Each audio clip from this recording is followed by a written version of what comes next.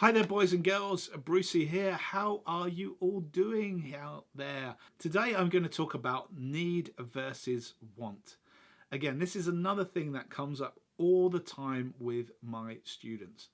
They're always spending a lot of time asking me things about what they should be buying, what they should buy, what compressor, what pedal, what guitar, what's the best. And that's another thing, the qualifier. What's the best? They're always, what's the best compressor? What's the best? Well, it depends on the job. It depends what you're trying to do. It depends what your goals or ambitions are. And part of it's making me really sad because I feel like my students who I should be helping on their journey to create more are actually spending so much of their time, as maybe many of you are, and I know I have been in the past, gassing over things which we think are going to help us improve.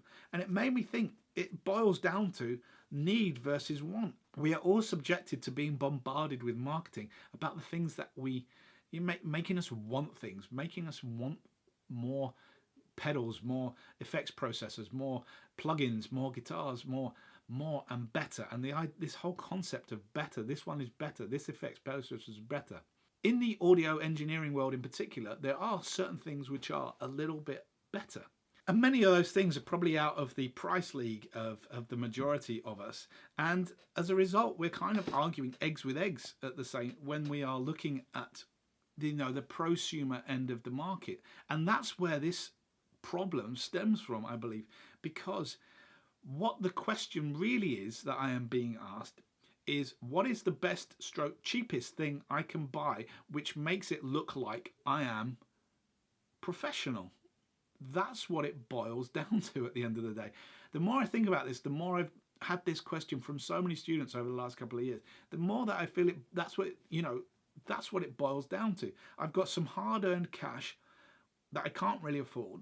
What compressor is going to make it look like, if I have it on my system, I am more professional than I actually am? That is ludicrous, because the only person you're really competing with is A, yourself, and B, the other people on internet forums, either guitar forums, audio forums, music tech forums, who are judging you by your plugins.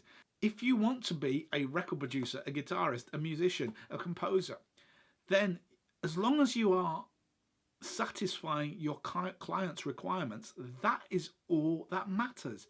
As long as you are satisfying your artistic needs, as long as you are satisfying those who are paying the bills, it really doesn't matter too much what you are using.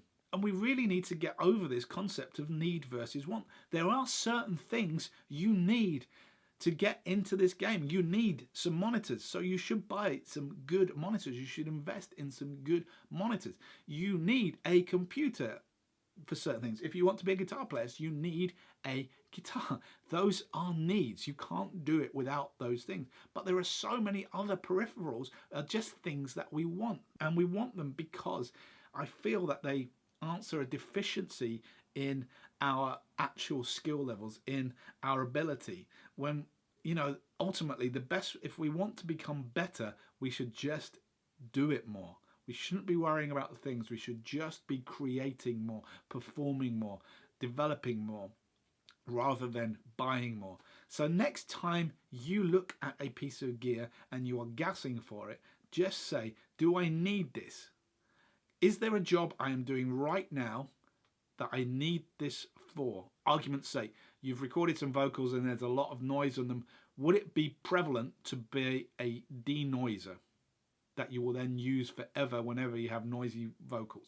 That is a possibility. Or if you already have a denoiser and you are looking at some other company offering a denoiser because it's better and flashier and it bleeps a little bit more, the question is that want? My argument would be that you want it because it's slightly flashier and it's a newer version, and therefore it's going to sound better or whatever. Need versus want, get that in your head, ask the question. Hopefully it will help you if you are gassing for gear.